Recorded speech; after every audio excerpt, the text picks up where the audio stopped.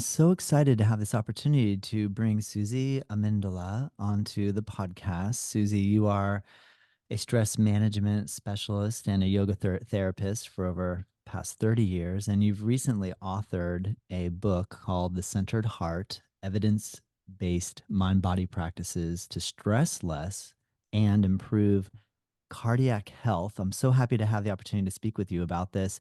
But before we dive right into that, can you just tell me, how are you feeling today? How are you doing? I'm doing great. Thank you for asking. It was a big weekend. I taught a Ayurvedic weekend for some teachers in training. And so I did some cooking and it was really nice. And today we're getting ready to launch the book. So we've got a pre-order launch starting today. So I feel great. How about Nice. you? Today, I'm doing, oh, actually, thank you. I'm doing pretty good. I had a great morning, taught a couple of yoga classes, and now I've been so excited to meet with you because your book does look really amazing. And I love evidence-based work, where you can actually take somebody who might be a skeptic about yoga and show science and or proof that you can heal and or improve your health through yoga. With that being said, what was the trajectory for you to initiate the writing of this book? Well, I wanted to just say something first to what you said about evidence-based, which I think is really um, sort of an interesting uh, way to start, which is that, when I started teaching yoga in this program, and I'll talk a little about that, there wasn't a lot of evidence for yoga. And, that has been created over time and over the last 30 years. So it was such a joy to write this book to actually find evidence-based information to support what we've been doing, which we knew all along intuitively, but didn't quite have all the evidence for it. And having said that, there was a lot of research in India that was happening. There was a lot of research there, but not a lot of research in the United States that was being used. So it was just really nice to have that. Um, and so I'll just say that, sort of the inspiration for the book really came from my 30 years of working in a lifestyle change program. So it was a lifestyle medicine program for reversing heart disease without drugs or surgery. And my role in that program was a stress management specialist and a yoga therapist. And I started to realize just how important stress management was, like in the role of reversal of disease and in the role of reversing chronic illness. And what I got to see over the time that I worked in that program and have worked in that program is that a lot of other um, conditions would improve when people were trying to reverse their heart disease. And when I say without drugs or surgery, I mean this was a program that was clearly lifestyle based, and it was one of the first programs that Medicare covered. And it was the first time Medicare covered yoga as part of a prescription for wellness, which was Wow. quite an amazing feat. How Yeah. did you pull that off? Well, I remember speaking to someone from Medicare, and I don't know how much I can actually say, but I felt like they were pretty rough and tumble. They wanted a lot of evidence. And I know that it was hard because there wasn't anything to grab from the internet at that time. There wasn't even a lot of internet. That was in 1993 was when we sort of started that. I don't think that Medicare actually covered us until 2012 or 13. It was a Wow. while. Yeah. Wow. Yeah. Amazing. Where was this? Where were you starting this program? So, the program started in San Francisco with a doctor called Dr. Dean Ornish, and it was a program, a lifestyle program. He had been a student of Swami Satchidananda, and he was using a lot of what he learned. Like really, a lot of the program was kind of taken sort of ashram based. Living in an ashram, and you walk outside, you eat really good food, vegetarian food. You talk about your feelings with people, you do a little yoga and meditation, and Yeah. voila, you feel better. So he started the program with a small group of people in San Francisco, and he wanted to shop it to a bigger audience. And he had gotten in touch with Mutual of Omaha, and that's where I am, is in Omaha, in about 1992 or 1993, and they wanted to do what was called a lifestyle heart trial, which was a lot of different a lot of different states where they could offer it and see if it actually worked in a bigger scale. Because they said, you live in San Francisco and, people will do anything there. It's an altered state. And, so he wanted to do it in a place like the Midwest. And so, it was interesting because I had been living in a yoga ashram up until about 1980, I think it was like 1984, Wow. 1983. And I moved to Omaha and started a yoga center in Omaha way back then. And there was really not too many people for him to call and ask if they would teach in his program. So he got a hold of me, and my first answer was no, because I didn't know who he was and I didn't really understand it. And I didn't have a lot of faith in hospitals, and I wasn't really interested in merging. I felt like that merging alternative medicine and mainstream medicine was a train wreck, and in some ways it is because there are different modalities and they have different ideas about healing and health. um, I could say, like, in medicine, it's really revolves around an external locus of control, so that everything that heals you is outside of you. So things like the doctor heals you, the pills heal you, the surgery heals you, the nurse heals you, but there isn't any talk of you. And so yoga is really this kind of internal locus of control where we try to find healing inside of ourselves. We try to find our own inner wisdom and our own inner healer. And then we try to merge that with whatever modality is outside of us. So I really felt like it wasn't for me. But he had someone who I just loved. You may know her. Her name is Nischala Devi. She's written several books on yoga. She's written really, I think, one of the only female versions, a woman's version of the sutras, the Yoga Sutras. And she's also written a few other books. But she called me and she said, we really want you to do this program. And I said, well, I lived in a yoga ashram. I just don't think it's for me. She said, well, I was a swami in a yoga ashram for 18 years. And I was like, oh, then I got really interested. My ears kind of perked up and I said, oh, that sounds really interesting. So with a little bit of coaxing, I said yes. And Wow. I felt in some ways like it was my calling because I had had, my family, in my own Italian family, heart disease was rampant. My uncles were all dying young. And so it sort of interested me. And the more I read about him and the more I learned about his program, the more I wanted to be involved. Wow. Amazing. So, what was your background in your yoga practice in San Francisco before you moved back to Omaha? So I wasn't in San Francisco. I lived in a yoga ashram in Pennsylvania, in Western Ah, Pennsylvania. And well, what really happened was when I was young, and I write this in the forward in my book, I had a really severe kind of anxiety issue that came up after I smoked weed at a party just once. And wow. it literally just unraveled me. I was 15 years old and I went into the deepest depression and anxiety, and I had never experienced that before then. I was a really happy child and kind of fun loving and popular, and I became so withdrawn and depressed and unable to function. And it was at a time when nobody talked about anxiety. It wasn't like now. But it was when, if you talked about anxiety, you ended up with electroshock treatment. I mean, it wasn't something you wanted to tell people about. And so I kind of dissolved into this person that I didn't even know. And it was really interesting because my mother, who had 5 children in 6 years, they were all just going off to high school, and she was like finding herself with a little bit of time.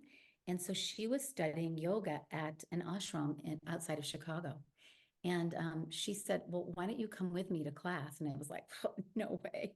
But I went, and the Swami was there. He just happened to meet me at the door and sort of hugged me. And my whole world opened up. Everything just changed. Nice. And I found myself going regularly. I went to a really well-known doctor at the time, Dr. Rudolph Ballantyne, who wrote Radical Healing. I don't know if you know his book, Heard of that. but yeah, he was a really well-known homeopath. And I went to see him, and then I went and studied yoga. And when that center moved to Pennsylvania, I moved and I ended up managing the vegetarian kitchen and living there and having a baby and staying there. And then we left in about 1983 and went to Omaha because my husband at the time was from here. And I started Wow. a yoga center. And I started the yoga center, Todd. And I don't know if you guys did this, but I started the yoga center because I wanted people like me to hang out with. And I wanted people that were interested in yoga, and there wasn't a lot happening. There were just a few centers. I can imagine. I mean, 19, you said this is 1983, Mhm. and that's when you opened up in Omaha. Mhm. I would imagine there was no other yoga studio in the Mhm. entire state of Nebraska at that point. Well, there had been some But I mean, people because interestingly enough, there were a lot of yogis that came to this country in the 70s. Hmm, And so they had a lot of followers around the country. So there were people that were following Swami Muktananda and that were following Swami Satchidananda and even Iyengar. There was a woman that was going to India and studying with Iyengar and nice. Pattabhi Jois. Yep. So they were around, but they weren't really offering, there wasn't a center really. Understood. Yeah. Yeah, So are you still managing that center?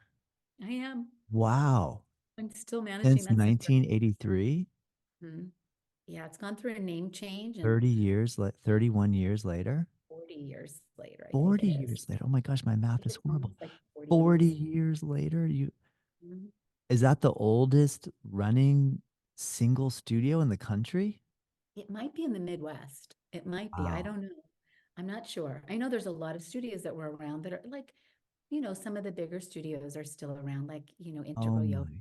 That's Himalayan Institute. am that's Yeah. amazing, Susie. When I met my teacher, Tim Miller in California, he'd been holding down the Ashtanga Yoga Center for 30 plus years at that time. And I remember walking in and just being like, 30 years?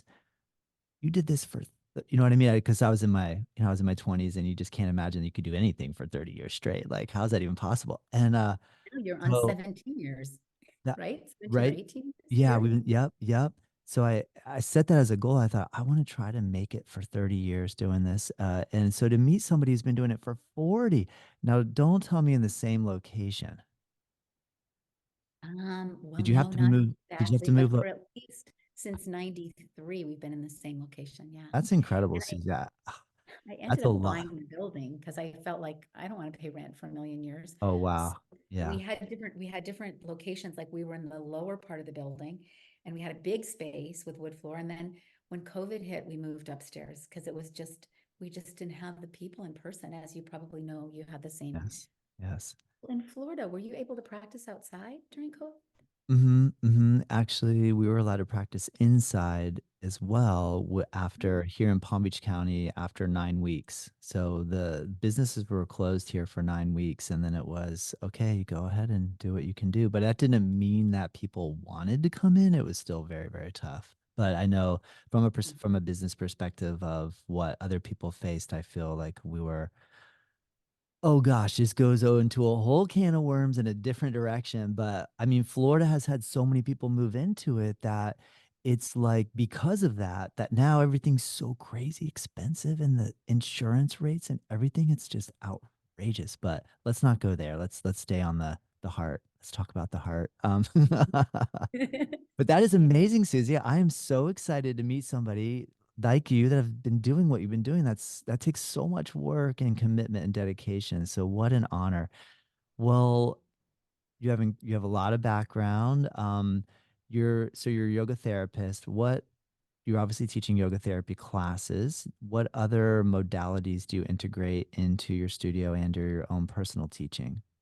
Well, our studio is, what's lovely about having the building and owning the building is that I can choose what goes in there. So we have psychotherapists that work with somatic experiencing.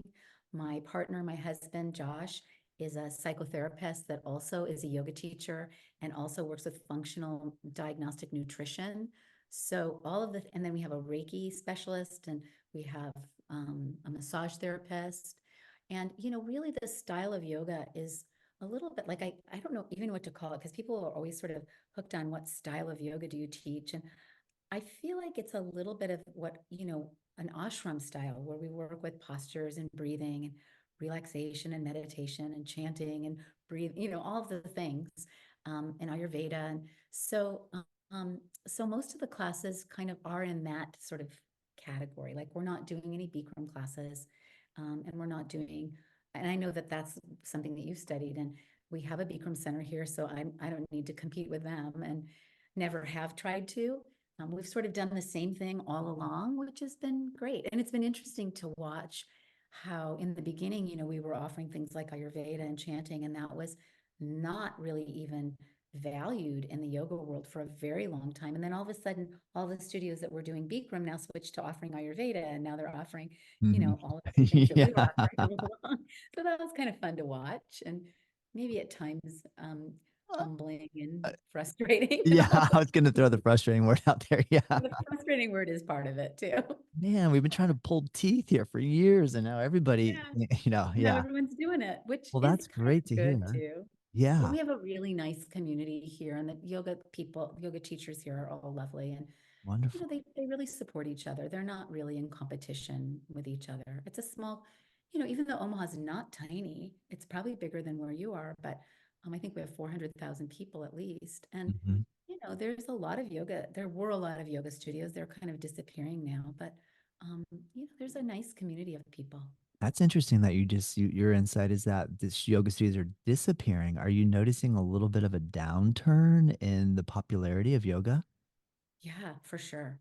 Um, I think part of that was, and I don't know, this is just me sort of talking off the cuff, but I think when it becomes a fad, and I think it was a movement fad where, it could be used as people's exercise. And so exercise is so popular here. And we'll talk about that when we talk about the book, but it's so popular in the US that those exercise trends come and go. And I think yoga was kind of got thrown into an exercise trend. And so it's kind of come and gone. Yeah, And I think there's always a place for meditation. There's always a place for movement. There's always a place for all of it. But I think that when it was really, yoga was really big and popular was really with all the Bikram and the hot yoga kind of really brought it into light, you yeah. know. Good Mhm. observation. Can you explain a little bit about how you've structured your book? How many chapters does it have? Thank you for asking. So the book um, I think it's 9 chapters, and I've really structured them as like tools for managing stress, and they're all from yoga. Everything's from yoga, but because of the way I've had to teach yoga for so many years, I was teaching farmers, and people that thought that yoga was part of the devil's work. People that had to ask their pastors if they could take the yoga in the Medicare program. So it was Yes. a very challenging experience. And so I have really, the way that I teach yoga doesn't always include Sanskrit and, but all of the techniques that are in this book are from the tradition of yoga and all the experiences that I've had. And so it's divided into parts. And the first part is really just about my story and living in the ashram and how I got there and how I moved into how I left there and all of that. And then it just talks about kind of the some of the research around yoga. And there's a lot. And so that's in the first chapter, but then it goes right into the different techniques and the different practices that you can use. So it's really a guidebook. So in the first chapter, it's called Gentle Movements, which is, of course, postures, asanas, but they're really simple ones. They can be done in a chair, they can be done in your bed, and they're done a little bit differently. So, there's an Ayurvedic teacher once said to me, disease knocks 3 times, and if you don't listen, it takes you. And I feel like the postures and the gentle movements are the practice of listening. So it's a very somatic approach. It's an approach to sort of being in your body. And so many people, when there's chronic illness, there's trauma and we exit during trauma. We don't want to be in our bodies because it's an uncomfortable place to be. So the practices are sort of a way of romancing yourself back in, like calling yourself back to yourself and really listening to what your body's saying instead of sort of following your head and all the pushy messages the head gives you. It's like really dropping into your physical body and trusting it and listening to it. So Nice. that's the first chapter. That's cool. That Yeah. makes perfect sense. What Yeah. what type of reaction have you had with someone recently that maybe was very hesitant for yoga and you use this method? What type of feedback did you receive from them? That's a really good question. I work one-on-one at my studio when I work with the program that I was working in. I work with training teachers to work with other people in hospitals. So when I work with people, I think most of the people really appreciate having the opportunity to come into their bodies. And when they come to my classes, and I teach a really slow style of yoga, and every class starts with this embodiment practice. So every class starts with people lying on the floor, which is really counterintuitive for most people. They want to get moving and they like feel like they're going to jump the heck out of their skin. And in time, in a very short time, they're like, if I change it up and I say, let's sit up today, they're like, no, no, no, no, no, we're lying down. Uh-huh. Because there's this opportunity when you lie down to sort of integrate what's happened in the day and to then tune from this sort of thinking and doing to feeling and being. Like you come Nice. into yourself and it's much less likely to get hurt. You're much less likely to get hurt.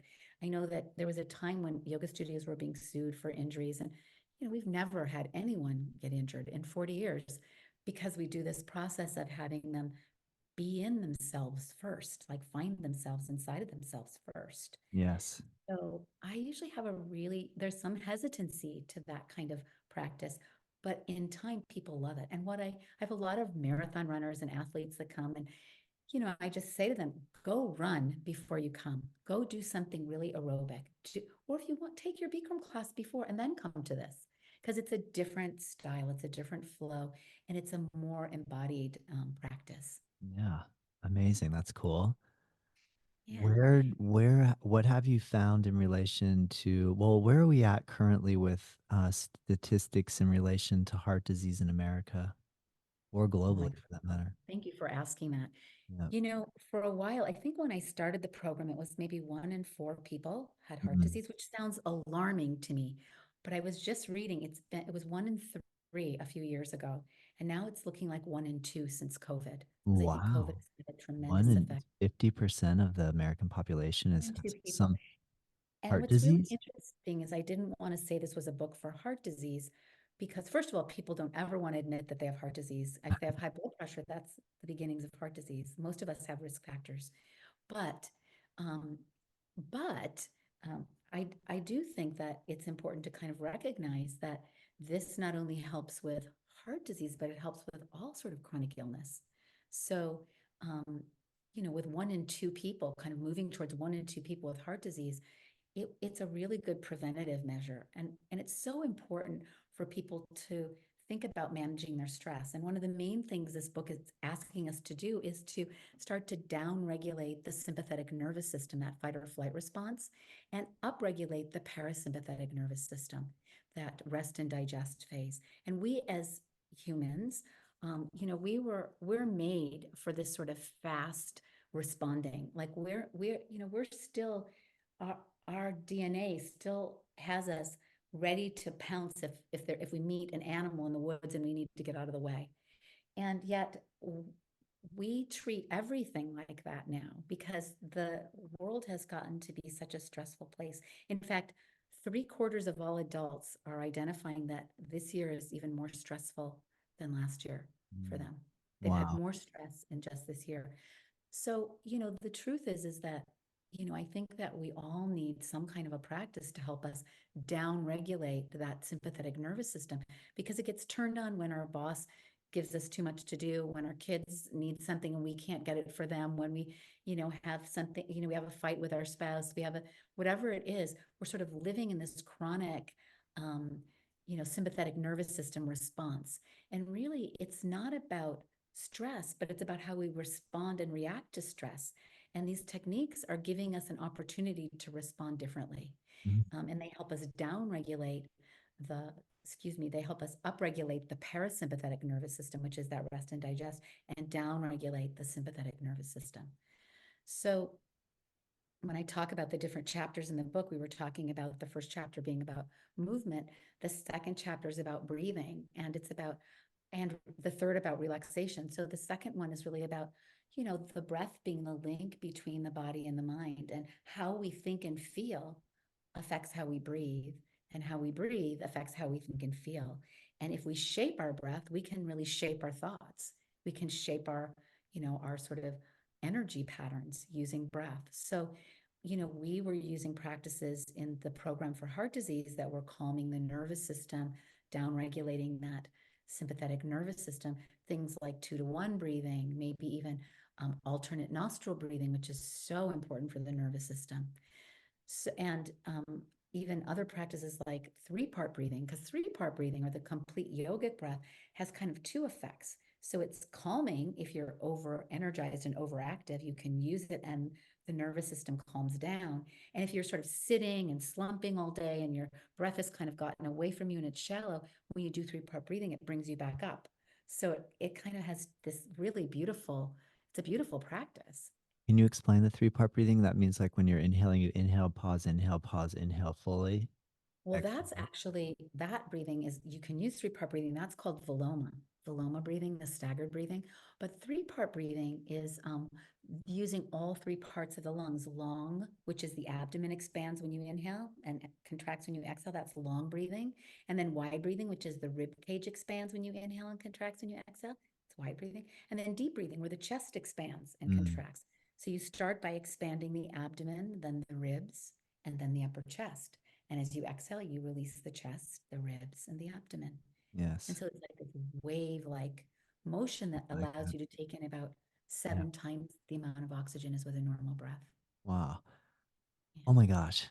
So cool. And so now in relation to evidence-based um, science with proving that this actually works within, say, this chapter 2 or 3 in relation to the breath and then the calming of the nervous system, what type of research were you able to collect to?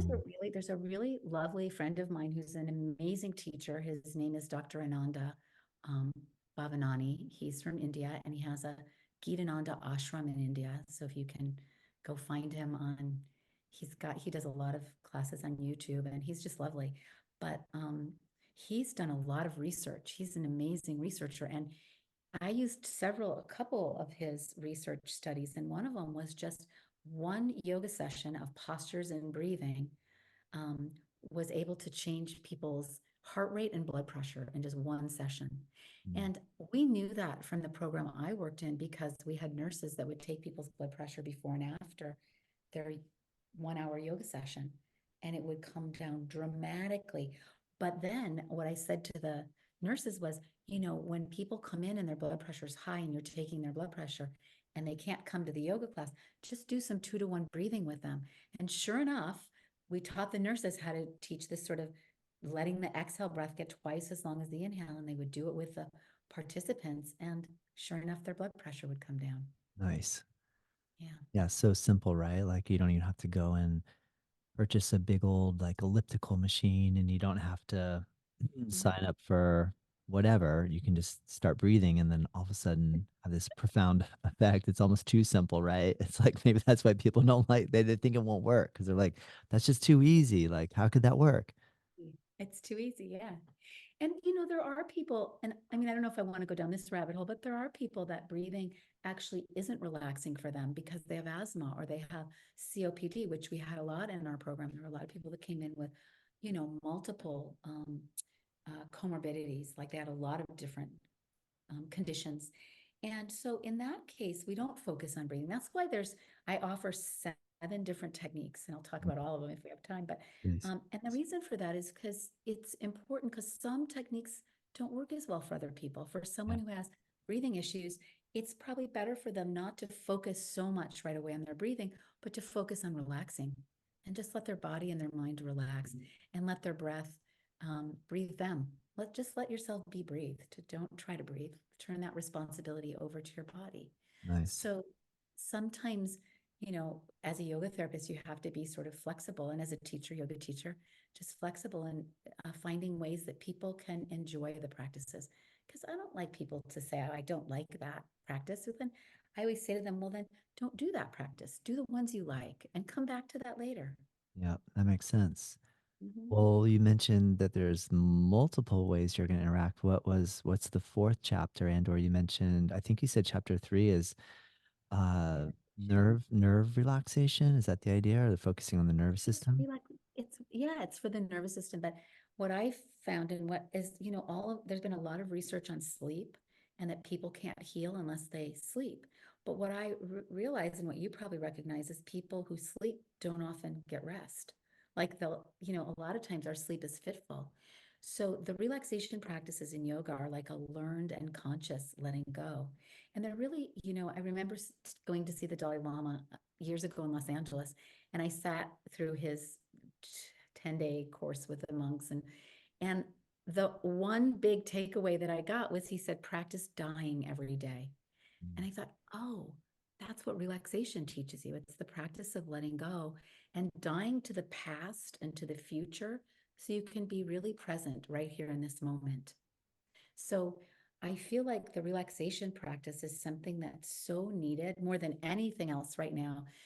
People call it yoga nidra, which is a different kind of practice than systematic relaxation, but they're very similar.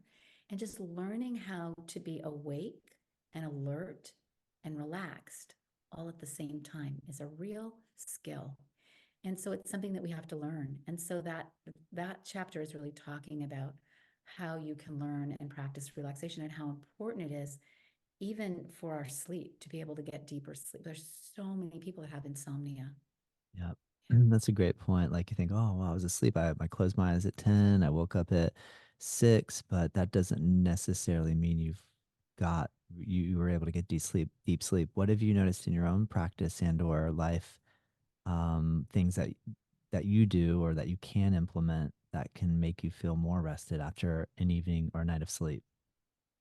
Yeah. I mean, you mean that can make Beyond me feel, Yeah, beyond like doing conscious body relaxation and or like you said, the practice of dying, like metaphorically speaking, with relaxation, but is there anything else that you've come across?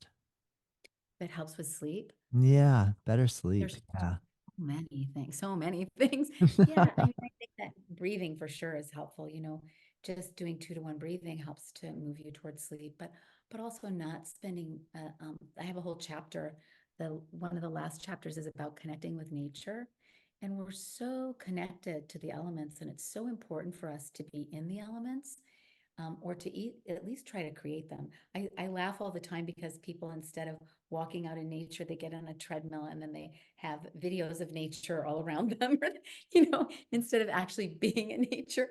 So I feel like being in nature is a really important way, and being up in the morning and getting morning sun for melatonin reasons. And, there's a lot of little cues like how to connect with the different elements, how important that is for our nervous systems and for our ability to sleep. Mm, that's cool. What other elements do you cover in the chapters moving forward? I talk a lot about, and so there's gentle movements, breathing, relaxation, meditation, which of course you know all about, and your listeners probably know a lot about. But it's really quite simply put, it's just the ability to learn to concentrate. And meditation isn't the practice, but it's the experience. And so I always feel like, this practice of movement and breathing and relaxation delivers you right to the doorstep of meditation. Like you can just kind of sit up after that practice and you're right there. Whereas I know when I was younger, there was a wonderful Roshi, Katagiri Roshi, who used to come from Minneapolis and teach Zen retreats in Nebraska. And I would go, but there was no preparation. Like in yoga, we have all these things that help us. Yeah. You would just sit on the mat and you're supposed to meditate. And I remember thinking, like, I might lose my mind sitting here for an hour. I might start screaming. And so what I love about these practices as stress management practices, they just kind of deliver you like the things that used to bother you don't bother you anymore when you do them. It's just sort of like magic. You don't have to do anything fancy. You just do this little practice with all these little elements, and all of a sudden, it's like you feel like a different person. And so meditation helps to create that kind of space so that we can make different choices. As you're meditating and thoughts are rising and you're not interacting with them anymore, if you just stop interacting and you just keep pulling your attention back away from that, they can't go anywhere. They just dissolve and they kind of lose their power and their hold over you. So when that happens, it gives you like more space and more room to kind of spread out and see and make different choices. And so I feel like meditation is such a powerful tool for managing stress and for calming the nervous system and the heart. Um, And so that's one. And then the one that maybe we wouldn't consider, like in yoga, we use it all the time, but it's really something that I think yoga could explore even more, like teachers can explore more, which is imagery. Like yoga teachers use imagery all the time. They'll say things, I say things like, imagine that your heart is breathing, when you're in a pose. Like just imagine that your heart's breathing in and your heart's breathing out, or your skin's breathing. Those are all incredible tools. And I know imagery is such a it's so vast because the mind has so many ways it can go and help you. And so I talk about two different kinds of imagery in the book: specific and non-specific imagery. And specific imagery is like when you go in and you actually, you like maybe you have an artery that's blocked and you go in and you imagine yourself vacuuming out the plaque in your arteries, or you imagine sweeping it out, um, or if you have cancer, you might imagine uh, a beautiful magic wand that you can sort of touch and dissolve all the cancer cells. So it's like it can have such a profound effect, doing imagery on healing. And I'll just say, when we were early in the program, we used to have our participants imagine that they were going into their blocked arteries, and they were sending light and energy to like dissolve whatever blockage was there. And this was the weirdest thing. About 6 months in, we looked at their PET scans, and several of the people had arteries that were opening that had been closed, and their other ones were starting to close. And I was thinking to myself, what? Like, is that because they're just imagining that one artery opening, Mm. that it's doing that and everything else? So we started at that point saying, like, while you're in there, like heal, like open all the other arteries and heal whatever else is going on inside of you. Like if you've got anything else going on, heal that too. Because the mind is amazing. It can do so many things in the realm of imagery that it may not be able to do otherwise. And even, there's another, the non-specific imagery is just imagining yourself in a place that you love, like a beautiful place. And that in and of itself kind of brings the whole system into balance. And that place of balance, that we come to, that's where healing occurs. Healing can't occur unless you're in that place, which we call in yoga sattva, that place where everything is in balance. And so that's what we're really trying to create with all of these practices, this sort of sattvic way of being where we can heal ourselves. There's an opportunity there. So the other thing about imagery is that you can use it. I was like the most anxious flyer in the world, and I used to have to fly to San Francisco to work every month. And it was torture because I didn't like to fly. And then I started imagining like white light around the plane and all of the beings illuminated and everybody having these vibrant lives, and that we were going to be carried, safely and land safely. And whether or not it does anything to the plane, it does something to your consciousness so you don't wear yourself to a frazzle. So I've used it just in simple things like that, or when I have to, take a test, or when I, need to be more present with someone. So that, imagery has so many applications in the world of healing. That is so cool, Susie. I'm really glad that you bring that up. It makes me think two questions I have for you. The first one, is there a moment that you can remember where you had this realization? Oh my goodness, my thoughts are that powerful that can you remember a time in your practice and or yoga experience and or work life, or did you have an epiphany moment when that was? I'm sure sometimes I feel like every day I have that epiphany moment and Mhm. I'm like, oh boy, this is a big responsibility to carry because it's almost easier to believe that, like, oh come on, your thoughts have nothing to do with it, right? Because then you can just like not pay attention to your thoughts. But when you have that realization, like, whoa, my thoughts are that powerful. Oh my gosh, how am I going to wield this? Like, I have to actually pay attention here. Do you have any advice regarding that? I mean, not advice, but wow, isn't that the truth that every day when you start to wake up to the fact that how you think shapes your life, like how we think shapes everything that happens to us in so many ways. And that's really, in some ways, kind of the takeaway of the book, that you have this amazing inner healer and intuition and inner wisdom and ability to heal yourself and to imagine um, healing. And so I don't have advice, except that it is a profound realization to wake up to the fact that we have such an important role in shaping our own lives. I remember, I don't know if you know about Ho'oponopono training. Have Mhm. you ever heard of that? I have Yeah, I took one training the and I remember Hawaiian. fighting with the teacher. I mean, he was a famous Hawaiian Ho'oponopono teacher. I remember fighting with the teacher like we couldn't possibly be responsible for everything that happens around us. It was years ago, like 35, 40 years ago. But I remember thinking, Yeah. oh, wait a minute. Like we really can we really do have responsibility for shaping our lives. And so this kind of all of these practices that I'm sort of putting forth in the book are really, practices that help us to be able to use our minds, for our own health and well-being, our own healing, and to shape our lives in ways that are really impactful.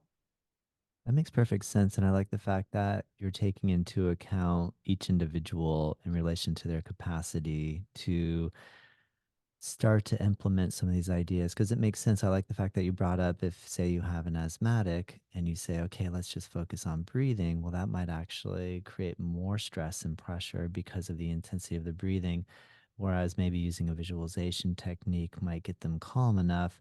Mm. And then, so person by person, you're picking that up. So, if you're training a yoga teacher to become a yoga teacher or a yoga practitioner to one day teach, how do you teach that? Because that's like such a difficult thing. I feel like it's almost like intuition, like it's like certain intuition that you have when you meet somebody, like you just kind of pick up on something and you just run with it and go. And obviously, with practice, you'll get better at it. But when you're dealing with, say, I'm gathering you do teacher trainings, or you probably have trained people to teach, because you did mention at the beginning of the conversation that you incorporated Ayurveda into maybe a training you did recently. Is that true? Did I hear that right? Yeah, yeah, So, just this week. how do you what is your like strategy when you are training people to help cultivate this sort of intuition that we need when we first encounter someone and try to come up with a strategy for helping them? Yeah, that's a really wonderful question. And, it sort of it says kind of a lot about you, Todd, and like your intuition and your way of teaching, because that's it's there's a truth to that, teaching people to have intuition is not a simple thing. But one of the things that I think is the most important, and you probably have this experience too, is that teachers need to do their own practice. And and not practice with their students, but their own practice, and to really cultivate their own inner wisdom and their own intuition. And that does come, it is a practice and it does come with practice. And there are, like when you use systems like Ayurveda and yoga, there are sort of markers and things that you can use to help with all of that. You've got to, when you have a framework to teach with, like you're a massage therapist and a teacher and those give you a kind of framework to talk about healing. But you're right, the intuition part isn't, that's not something that's really part of those frameworks. That has to Yeah. come from your own experience and your own Yeah. practice. Yeah. Good point. Well said. Oh wow. What other so like in just in relation to heart disease, what other tidbits of information have you come about that has really made you go, wow? I thought the fact that you brought up the statistic that just within the last year, whoever was polled or whatever the polling sample was, but 3/4 of the people answering the question said, I feel like stress has increased just in the last year. Yeah. I feel the same way, 100%. There's been a couple different factors for sure. Yeah. Can you share what type of have you felt that way? Or have you been able to manage your have you been able to keep your yoga practice going to a point where you're just like, no, I'm just so in touch with myself all the time that I don't let stress even creep in. Are you at that Oh, level of mastery, or what type of oh events my have God. occurred this year for I you that mean, is we always teach what we need to learn, right? I think that's been my big lesson is about stress. And, I came into yoga like with a tremendous amount of anxiety that I found my way through. Like I sort of found my way through using the techniques from yoga and Ayurveda. And I think that, we always have ongoing laugh because my girls and my husband, I'll lose my keys and I'll be like, where are my keys? Where are you? And then they'll say, Nanny Cam, like your students are going to laugh if they see this, you know? Of course, like we all have to use our practice. It's like, Right? I said, could Oh, you that's imagine great. what I would be without this? Like, who would I be without these tools and these practices? And so there was a time as I was writing a book on stress. I mean, the book was actually going to be called Stress Less, but it ended up being called The Centered Heart just because the way the content really is. But I was sort of laughing about, and I've had this conversation with other people, but I was laughing like, I don't really need to die of a stress attack during writing a book about stress. Um, it can be very Yeah. stressful. Like things are more stressful than you would imagine. People are always, oh, your life must be so like calm. And yes, that too. And I also, just like everyone, there's all sorts of stressors in life right now, and especially right now. Like you said, there's so many things outside of us that we have a choice about how we want to react to them. But there's a lot of intensity with the wars and the polarization that's happening with people instead of, I'm on this side and you're on that side. And it's like, and one of the things I love about these practices is they help to build compassion. And that's actually one of the chapters is on compassion, that being able to, see the humanity in other people can really help to lower our stress levels. Like, when you're in the car and somebody cuts you off. My friend always used to, I'd get mad years ago and he'd say, Susie, like, you don't know what that person is going through. Maybe their mother just died and they're like beside themselves. And those words just always ring in my head. I always think like, as soon as I'm about to react, I'm like, I wonder what they're going through. I wonder what's happening for them right now. Like, if we can't start to do that in our lives, there's no hope for us. If we can't start to look at others and go, wow, I wonder what it must be like to be them. Yeah. That I think sort of sets starts this sort of cascade of compassion. And when we have that, it helps our coping skills with the things that are happening around us. Great point. That's a really good one. Do Mhm. you have dreams and aspirations of how this book will be received and what type of outcome can occur if people were to take what you're writing about to heart? I mean, yeah, that's such a nice question. Um, I really hope that what people might get from this book is maybe the ability to quiet the mind and the nervous system so they can start to listen to their own inner wisdom and their own inner healer. And as the book is called, their own centered heart. So they can start to have a connection to their own hearts and that connection can start to lead them in their lives. I know that we're such a mind-based country, where everything is about thinking and if we could kind of shift a little bit more into that space of our own hearts and meet people in that place, I feel like things would really shift. And so maybe that's one of my sort of aspirations for the book is that um, people will have the tools that they need to start making those shifts in their own life. And when we make those shifts, people around us make the shift. I had a participant once in one of my programs, and he was this like high powered lawyer. And he was so grumpy. Oh my gosh. He would come to the class, he was just so grumpy. A lot of the participants would come sort of growly, and then they'd leave sort of, at peace and happy and all this.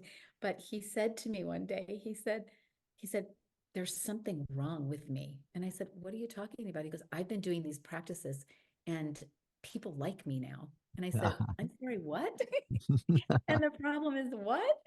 And he said, yeah, I go out to get a drink of water and people talk to me and they used to run. They would scatter like cockroaches when I used to come out of my office. And I said, is that really a problem? And he goes, well, not really. And I So said, funny, I think that's progress, right? So yeah. And That's some evidence right there. That's some like right. solid evidence. He was changing something in himself and everything around him started to change. And I think Yeah. that's really a message that, if we can make these small changes, it has a big impact in the world and with the people around us as well. Yes, well said. Great point. Last night I was taking a meditation class with a man named Dr. Michael Shea, who lives locally, and I've had him a couple times on the podcast. He's become a good friend, and he teaches biodynamic craniosacral therapy, but he also is a student of the Dalai Lama. And I guess one of his website is called sheaheart.com, and I guess one of his vows to when he took the initiation under the Dalai Lama was to focus on the heart and to just teach about the heart and just really focus on the heart. And it sounds like you've had a similar type of I want to introduce you two together because I feel like you guys have such a similar level of academia and ability to write and focus and put years and years and years behind this. So I'm just fascinated to meet another person that's really fascinated by the heart. Was it Mhm. difficult, like when we have to niche down on something? Is there Mhm. another organ in the body you had to compete the heart against to to get Yeah. front and center? Like, was there any other like subject that you kind of went down there? Like, wait, maybe vagus nerve is number one, or because the organs are so fascinating and the different emotions that potentially can be associated with the organs. Is there any insight that you've gained regarding these sort of differentiations between organs and emotion? That's such an interesting question. I've not really ever thought of that. And he sounds like such a fascinating person. I'll I'd love introduce to you meet him. guys. Yeah, I will Yeah, for I sure. hope you do. I hope you can. Um, I mean, I often feel like the mind kind of bullies the heart. So it's a little bit, there's always that little bit of challenge because the mind can say all sorts of things, but the heart knows. There's a sense, there's a felt sense that we have Yeah, about things, and we know when we're living in our hearts and when we're coming from our hearts. We can feel that, and it's a different feeling than when you come from your head. Same with practice. With when you practice from your head, it's really easy to get hurt and to kind of push yourself into things and talk to yourself in ways that aren't very nice. But when you're in your heart, that doesn't usually happen, because when we're in our hearts, we have compassion and we listen with that compassion and understanding.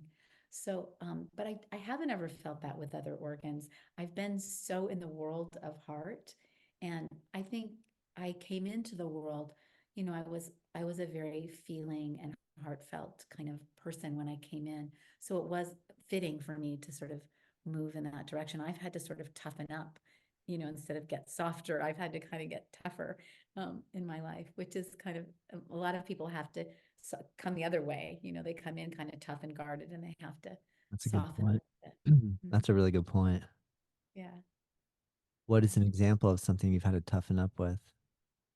Just a lot of things. I mean, I think when you come with a bit of an open heart, there's an innocence and there's an openness that can get taken advantage of maybe by people. You can get pushed around if you don't have good, healthy boundaries to kind of support that open-heartedness.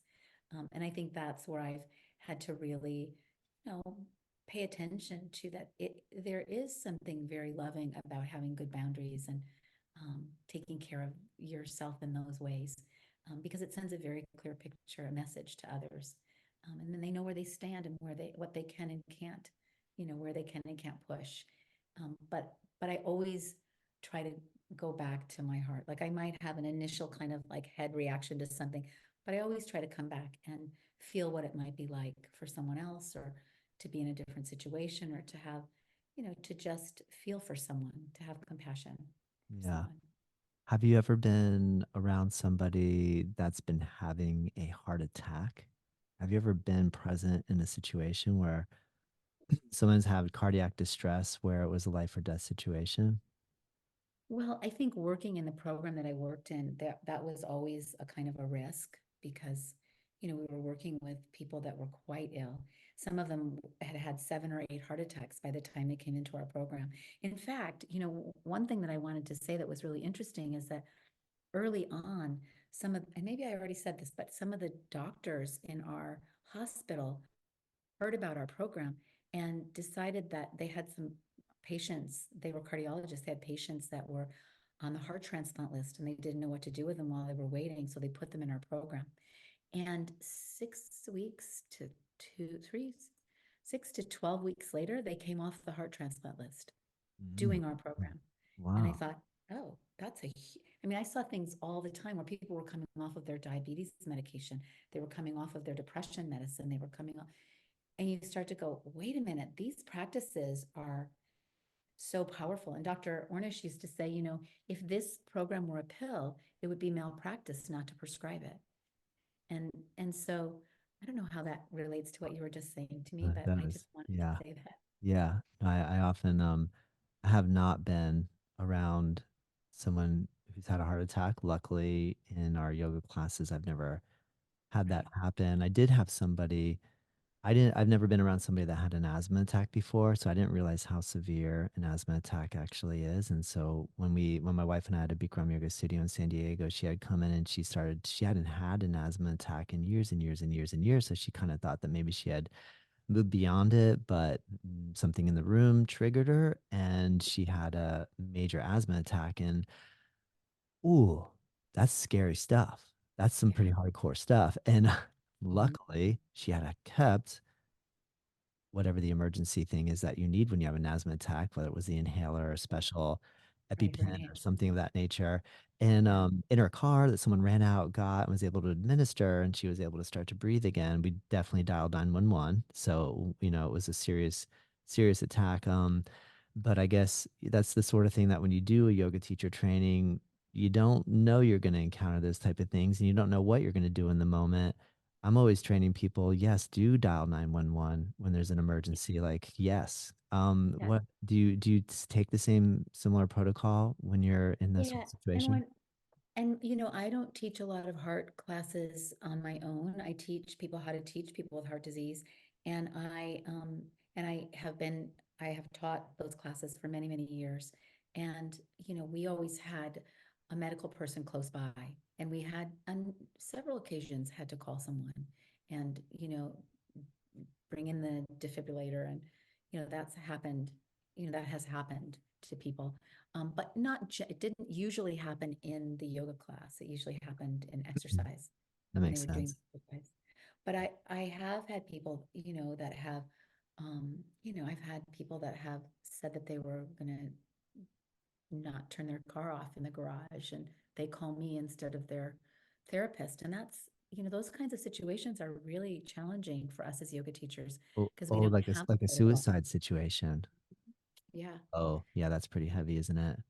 Yeah. And So there's you then move them or give them a recommendation to go to a licensed professional in that field, but in that moment you still have to converse with them to like at That's least right. talk That's them right. talk them to a place where they're not going to go back out in the garage and they're going to take Yeah. these steps forward. That's a great point.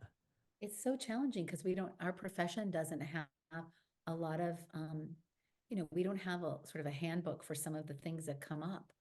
And people look at us as if we're doctors, as if we're priests, as if we're, spiritual teachers, as if we're all sorts of things, their mother, their father. So there's a lot of, people put a lot of hope in us as healers.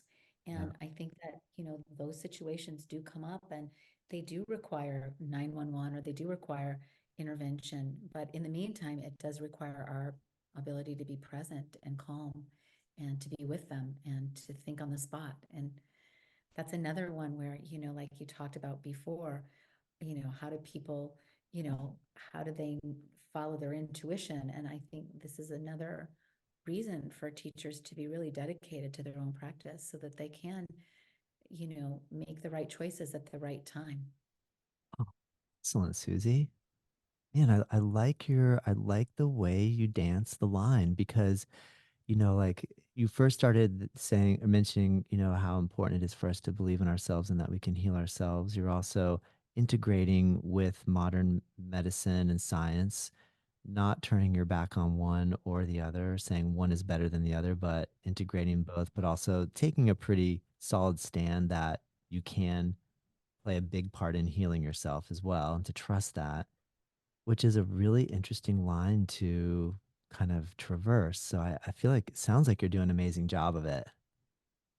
Thank you, Todd. You're a really amazing listener. And I said earlier, you have curiosity, and I think you're such a great example of yoga. So thank you for just letting me have this conversation with you today. It's been really fun to Oh man. talk with you and hear a little bit about you too. Oh, well, I really appreciate that. It's an honor to meet another teacher that you know you've been doing this longer and consistent. I get huge inspiration from that. That is Mm. so great to hear. I feel like you know, every now and again you might things can be challenging. You think, oh, am I really gonna be able to pull this off? Can I keep doing this? So that gives Yeah. huge encouragement. You're still going. Thank you for So, saying that. well, how much longer, how much more gas do you have in the tank? Like, do you envision a retirement, or do you see yourself serving on this level up until your 80s, your 90s, or as long as you have? Yeah, that's such a great question. I would love to be able to serve as long as I can serve. And my yoga center has really been a place of service. I've always worked at other jobs. I mean, as a yoga therapist, other places where I could make money so that I could have a yoga center and it could be of service in the community. So I'd love to keep that going if I can, and I'd love to keep teaching if I can. I have little grandkids that live in England, and I love to go visit them, but I'm hoping that I can take this with me and keep teaching. And, I think this was a big thing to do at this point in my life, to think, yeah, I think I'll just write a book and then start traveling and doing more. Like it's a whole nother profession. Yeah. Yeah. But I really love it. And I think if I could go longer at it, I will. As long as there's a place for these teachings, I'm there. Oh man. Well, come down to Florida when it's freezing in Omaha. We'd love to have you. I would Oh, love to visit Nebraska. I welcome don't here have I anytime. been to Nebraska? I've Not across many the people. country a bunch of times. I don't know if I've made Nebraska yet. Are you? I'm a huge Springsteen fan. Do you like Bruce Yeah, Springsteen? He's got a love beautiful album. His Nebraska it. album is pretty amazing. Great. Yeah. Yeah. Love Yeah. him. That's Great. cool. In fact, I'm coming down to Florida because my in-laws live down there, and I'm going to be down next week Which part? in Boca. Oh my gosh. Well, do you know where we Close? are? Yeah, we're No. very close. We're in Juno Beach. So Boca is about a 40, if there's no traffic, 45 to 50-minute drive. So we're not far at all. Oh Well, my I'm gosh, Susie. Well, when is excited. that? When are you here? We're coming next week for about 4 days. My husband's dad is having a surgery, and so we're going to he's going to do it after we leave, but we're coming down to just support him a little bit. So I'd love to get your info and come see your Okay, cool. center. All right, awesome. That'll be great. Oh Yeah. man, Susie, this has been such a treat. The time went by so fast, and I love that when I look over and I go, "What? It's been an hour? Holy cow, we gotta." Yeah. Well, stay. I You're want to such an say, I easy want to. person Well, to be in conversation with. Very interesting and wonderful. So well, thank you so much for thank, inviting me. thank you. It's been a real pleasure. I wish you incredible success with your book. People, I have the links in the description below. They can go to your website, pre-order. When, if I go and pre-order now, when could I expect to actually have a book arrive in my April 1st. April And 1st? April 1st. And one of the things that I wanted to say about it is there's a QR code, and it takes you to a website where you can get free practices, the same ones that are in the book. If you don't want to read them to yourself, you can have them, it's me taking you through all the Oh, practices. cool. And then Audio we have wise? Like an audio it's what? file? An It's audio an file? audio Cool. file. Yeah. I was And wondering, then are we you also have a 30-day program that we're just rolling out tomorrow. And it's just for this week. It's $99. It's normally 199, but it's the companion to the book, where it's 30 days of practice, 30 minutes each day, and it's all of the techniques that I teach in the book. very cool?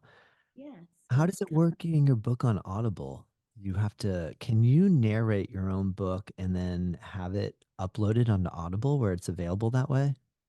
Well, so that's something that the publisher, they have rules about all of that. And so Yeah, I think that's something that they'll talk with me about later. If the book does well, then they'll try to, and I think they like to have the authors do the Audible piece. that'd be so So, cool. but I thought that it would be nice if people bought the book, if they could have free practices that go with it, Yeah, they yeah, can hear. So I have those included so people can, there's a few, like maybe 7 or 8 practices that you can download for free. So nice. That is Yeah. so awesome. Well, I'm definitely gonna check it out. I can't wait to get a copy. Yay. And I Yeah, I'm will gonna get your address so I can send you one too. wonderful, and I'll share one with my friend Michael Shea that I mentioned to you, and I'll introduce you guys. Thank you so much, Susie. I really enjoyed this, and I'm excited to hear you're gonna be in Florida and so close by. I Yeah. have a feeling we're gonna be able to meet in person. I hope that happens. All That would right. be wonderful. Thank you so much. And I'll email you about all of that. All right, Thank you. cool. Sounds good. Okay, take Thank you care. so much. Thank you. Thank you.